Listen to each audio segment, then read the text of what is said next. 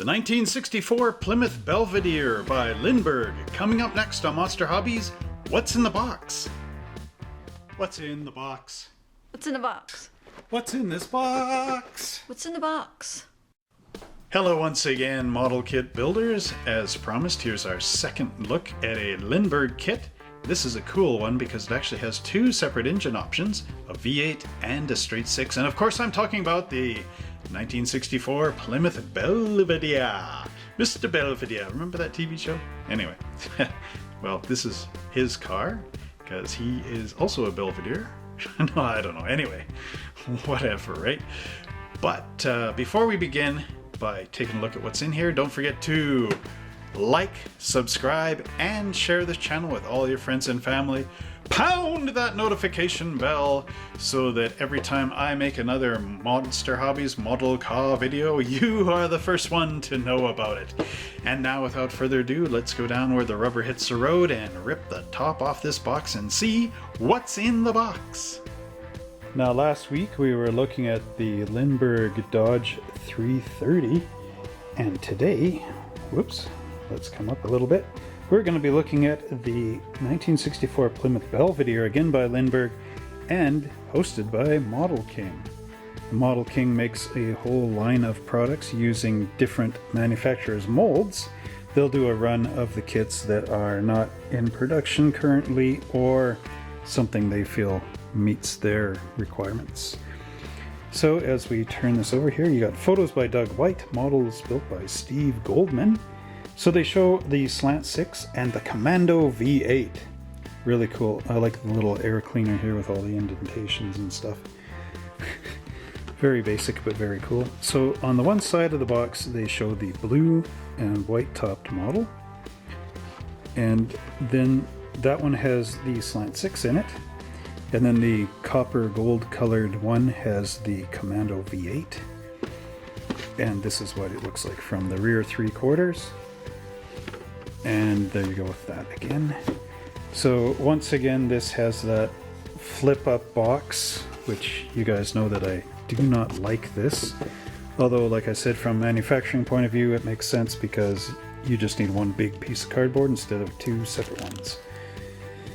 Alright, so I'm gonna just close this and move the parts out of the way as we look at this instruction sheet. I'll just zoom back. Zoom back my Bonnie to me. I went there. Okay, so the instruction sheet again, like typical Lindberg, doesn't have much in the front here. Very basic.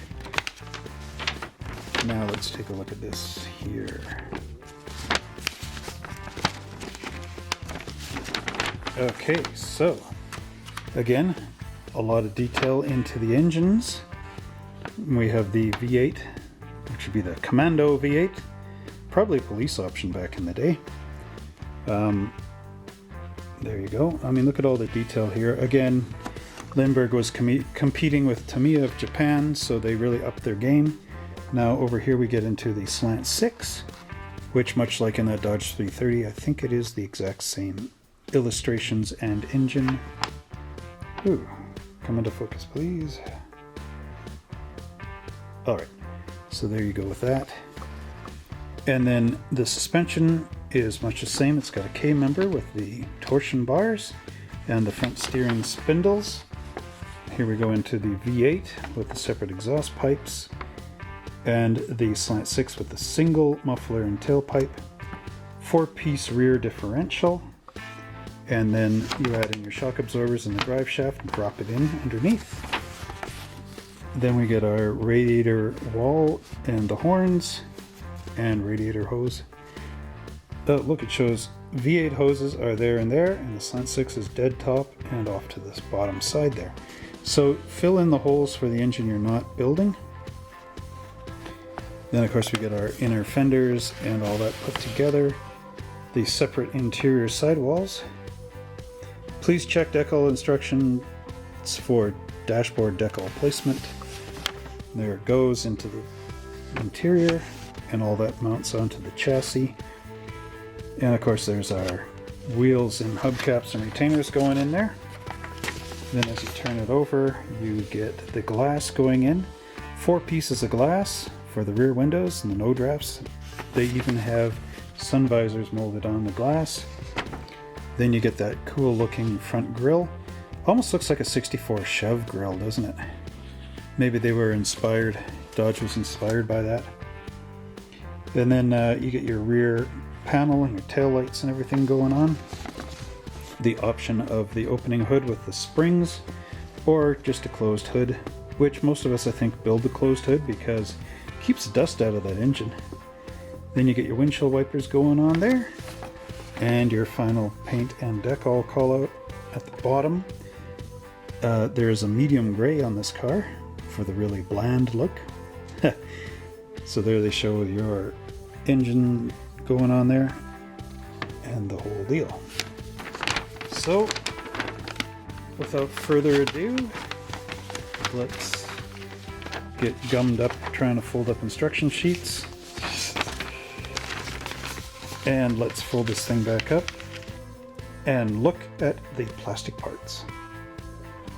So our review of the Plymouth Belvedere begins with the body, and there are some nice details on here, even though the molding is a little bit soft to some of the AMT standards and that sort of thing. We have a little divot here, which means we've got some chrome door handles coming up. It's got the nice convertible style roof, much like the 63 Chevy, the hardtop convertible. So this is steel, but it has that rib there, which makes it look like a convertible roof. And then if we move up closely, you can see along here there's a little bit of a script. It would say Belvedere. Just under the trunk lid in there, it says, oops, it says Plymouth. Very hard to see with the white plastic, of course. But overall, a very nice looking body. We also have the brace here to mount the radiator underneath, with of course the hood release mechanisms and that included. It's a little bit of the inner fender aprons there, and of course we've got some vents up here and the holes for our windshield wipers to go through. So again, a very nicely detailed, simplistic body. Now the Plymouth here shares many features with last week's review, which was the Dodge 330. In fact, the undercarriage here looks very much like the same kit. Definitely, for sure. So you got some nice detail on the gas tank. You got these little ribs in here. All the holes for the suspension components. And of course our front end. This is the Chrysler subframe, which they used to use back in the day. You got the front here, and it's separate in there, and then the backs come in again, and it's got the rocker panel frame perimeter. Now here are the interior components for this model. We have the package shelf here and the floor pan, that sort of thing. This little ring here is to mount the front seat in. There is a little bit of a floor mat there, the gas pedal, and our column, or our transmission tunnel, sorry. And it's got the gear shifts just sticking out there on the floorboards. We again have separately molded side panels with the handle cranks. This one doesn't seem to have the armrest molded in. Actually, this is interesting. This is all smooth right here. And there's the cranks there. But if you flip this over, then you got the detail. So this must be a reversible door panel. See, there's the detail. And then here it's all blanked off. So, I think what this is there must have been a race car version of this. So you could flip these around for your race car. And then look at the detail on the seat back here. So, oh yeah, and there's divots there for your roll cage. So this is shared with a, yeah, and then these 4 holes would be your roll cage mounts going back with the 2 pieces there. So, and that, yeah, okay, makes sense. Huh.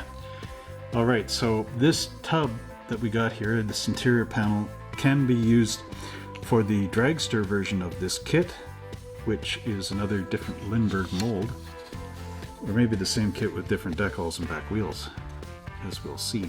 And then this, of course, would be the stock version, and our bench seats and everything would cover all this stuff up for the stock version. Now, I did make a mistake with the dashboard in the last video for the Dodge 330. This blank area, it's not a decal that goes in there. It's that chrome piece. So I'll show you that when we get there. Anyway, still a very nice detailed kit. So our next parts tree here includes the front bucket seats. Some nice detail on those. And our rear bench seat with the similar tuck and roll on there. And then we have our armrests up here and the two horns for the radiator wall. And then this has got a big blank space, which is reminiscent of the Johann Chrysler turbine kit from '63 that I have featured in this YouTube channel somewhere. But yeah, I mean, look at the nice detail on those seats. Now our next parts tree here contains the wheel retainer clips and the wheel backs, as well as the rim backs here for the tires plug in. And now here is the parts tree that has our great Chrysler V8 in it. And of course this is a manual transmission on this one. We've got our oil pan there, and we have the cylinder heads and the valve covers.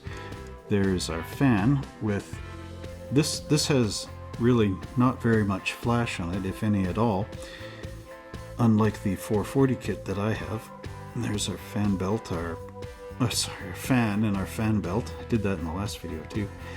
Our timing chain and water pump, and then the distributor and the brake, master cylinder, oil filter, and hoses, and the starter motor up here. So on this sprue we have a little license plate here with a monikered piece in there. We have the rear back of the car, which includes the license plate shroud. This is our front suspension components, the rear differential, shock absorbers, a crossbar, radiator.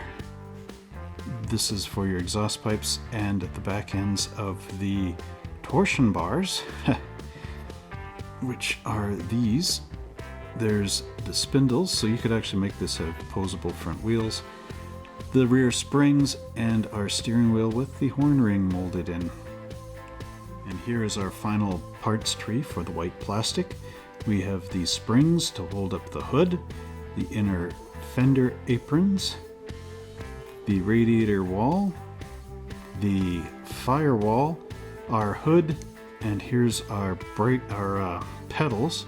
So you have your brake, your clutch, and your parking brake, and then the battery.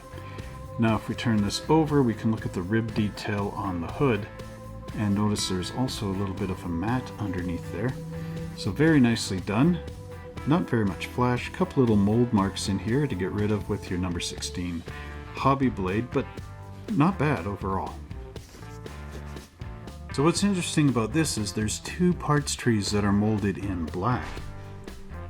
And on this one we have the slant 6 motor, as well as the intake manifold for the Commando V8. There's the fan for the slant 6, and we've got the cylinder, or the valve cover right there, the intake and the exhaust manifolds, the water pump and timing chain cover, the belts and pulleys, the little teeny air cleaner for the slant 6, and of course all the rest of the engine components. The next piece that we have molded in black are the exhaust pipes and a standard transmission up here for possibly the slant 6. There is a trademark registry right on this exhaust, or this muffler here, so you probably want to file that off and sand it down with some sandpaper. And now for my favorite parts tree, the chrome pieces. And as you can see, we've got a grill down here, which we'll have to get a bit of a black wash in there to make the detail pop out. We have the chrome plated Commando V8 air cleaner right there, which is always nice. I love all the dimples and stuff around it. And then up here, where it looks kind of funny, this piece will actually glue to the bottom of the hood so that when you close the hood, the chrome top matches in there.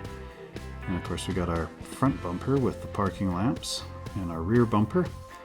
And then up here we've got some very nicely detailed stock hubcaps.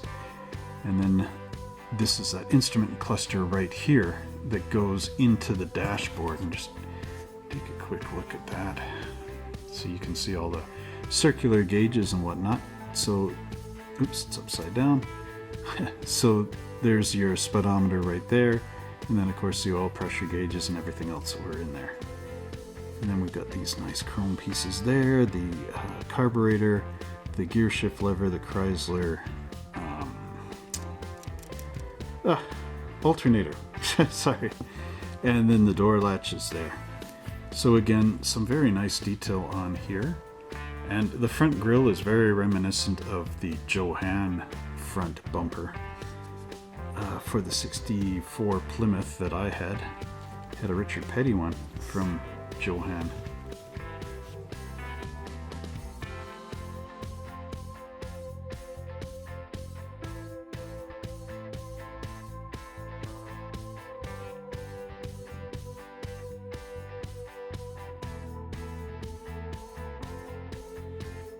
And now we have our glass and our taillights.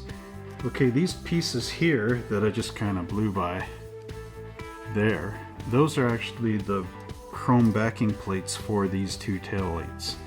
So that's what that part is. Now, much like the Dodge 330 kit, you've got the clear glass and the molded in sun visors, but the windows are of course different. There's the rear side glass. And these also have the little no drafts with the window wrapping around. And then we've got our nice headlights here with the mesh detail inside. This kit also includes the Goodyear Super Custom Eagles that are in the Dodge 330 kit. So again, a very nicely detailed tire with the proper zigzag pattern, and I will have to pick that tire up off the ground now. And our final component here is the decal sheet. And they do have the gauges here that you can put into that instrument cluster. The nice Commando 426 air cleaner insert. Now notice that it's got the little pie-shaped cut out of it, so when you lay this decal out, make sure you cut in this area really nicely with a sharp hobby knife. It should touch there to there, which will give it that dome shape that it needs.